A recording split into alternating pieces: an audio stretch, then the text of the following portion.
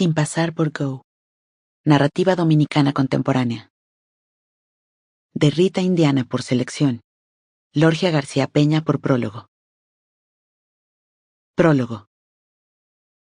En su celebrada Antología del Cuento Dominicano, 2000, Sócrates Nolasco declara que las antologías de cuentos son en sí fallidas dado las prácticas de inclusión por amiguismo, exclusión por enemiguismo, ideología o política y autoinclusión del antólogo en su proyecto. Estas prácticas son precisamente, insiste Nolasco, las que han hecho difíciles el hacer visible la rica tradición cuentista del país desde sus inicios en el siglo XIX.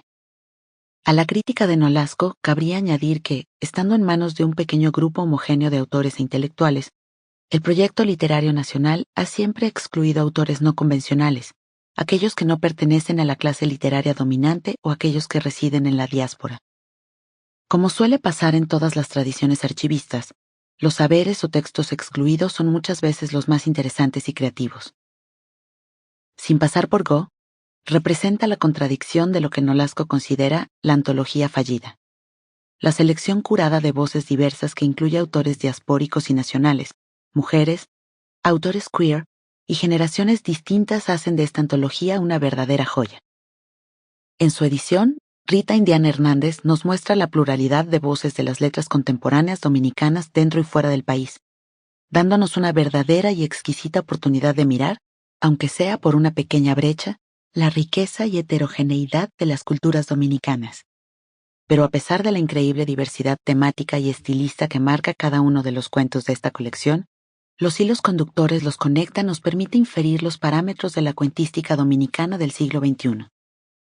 Contrario al siglo anterior, en el que el cuento dominicano se caracterizó por una preocupación por la tradición, el campo y los efectos de la industria y la globalización en la nación dominicana, el cuento del siglo XXI es decididamente urbano, transnacional y se enfoca en el individuo y sus relaciones con un yo que intenta entenderse dentro de su entorno familiar, social y o global, y en ese entenderse también desmantela las grandes realidades o mentiras que forman lo que conocemos como vida, muerte, amor, desamor, familia y nación.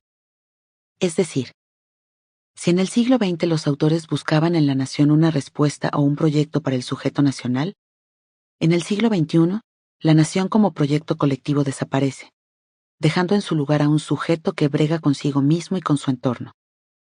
La dominicanidad de los cuentos de este siglo deja de ser un proyecto de nación para convertirse en una sugerencia, un reconocerse, como en el cuento de Johann Mijail, en lo performático del sujeto individual que trasciende el espacio geográfico y político de la nación. Los cuentos de esta colección coronan a la dominicanidad como una vaina que se lleva en el cuerpo más allá de las fronteras nacionales y políticas de la isla. La dominicanidad existe en él y la dominicana, dominicano que le lleva encima. Pero esta dominicanidad no es tampoco una esencia mística o idealiza, sino más bien un conjunto de geografías, memorias, entenderes y traumas que han marcado la memoria colectiva del sujeto dominicano desde su niñez. Quizás por esto la niñez es uno de los temas centrales de la mayoría de los cuentos. Pero no hablamos aquí de una niñez inocente llena de esperanzas para un futuro feliz, sino de un momento de inmensa vulnerabilidad y miedo, un momento lleno de peligros y de muerte diferida. Para Alana Lockwood, en Calimán, el peligro es la hepatitis que se adueña del cuerpo de la niña y la condena a vivir presa y alejada del mundo.